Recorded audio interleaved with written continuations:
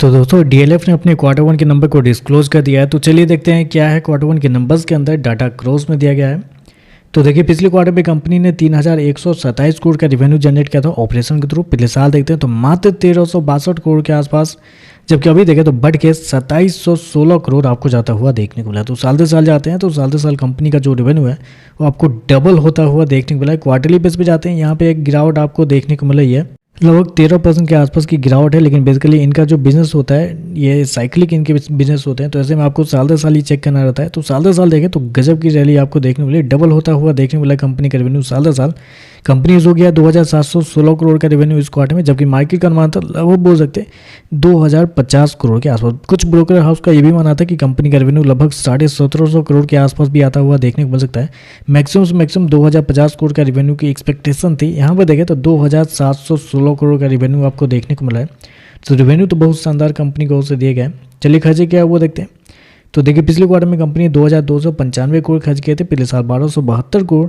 अभी देखें तो कंपनी खर्चे 2465 करोड़ आपको जाता हुआ देखने को मिला। तो खर्चे देखें तो खर्चे हालांकि थोड़ा ज़्यादा देखने को मिला इस क्वार्टर में, क्योंकि अगर आप कंपनी के कॉस्ट ऑफ लैंड और बाकी सारी चीज़ें जो यहाँ पे कंपनी ने मेंशन किया उसको अगर आप देखते हैं तो वो यहाँ पे 3 गुना होता हुआ देख लो। रेवेन्यू डबल है लेकिन खर्चे आपको यहाँ पर 3 गुना आपको देखने को मिला कंपनी के cost of land.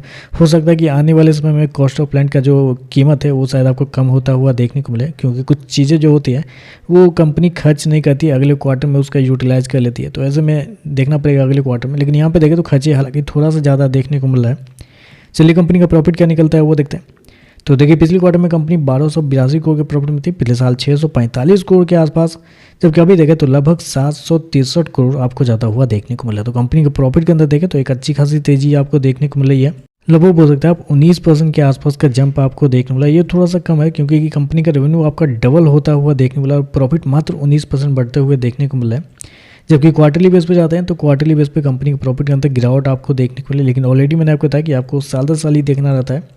Company show किया 763 करोड़ का प्रॉफिट इस क्वार्टर में, जबकि मार्केट का जो अनुमान था वो था लगभग 875 करोड़ के आसपास। कुछ ब्रोकर को यह भी माना था कि 950 करोड़ के आसपास भी देखने को मिल सकता है। तो इस हिसाब से देखें तो प्रॉफिट जो है वो थोड़े से बिलो एस्टिमेट आपको देखने को मिला है। और कंपनी के मार्जिन की बात करते हैं तो पिछले साल कंपनी का जो मार्जिन था वो था 47.28। पिछले क्वार्टर की बात करते हैं तो पिछले क्वार्टर में कंपनी का मार्जिन 14.99 आपको जाता हुआ देखने को मिला, जबकि इस क्वार्टर में देखते हैं तो कंपनी का मार्जिन 28.09 आपको जाता हुआ देखते हो। तो मार्जिन देखें तो हालांकि आपको साल दर साल क्वार्टर अच्छे खासे अमाउंट में गिरते हुए देखने को मिला है। ईपीएस की बात करते हैं तो देखिए पिछले क्वार्टर में 3 रुपये 18 पैसे, पिछले साल 2 रुपये 61 पैसे।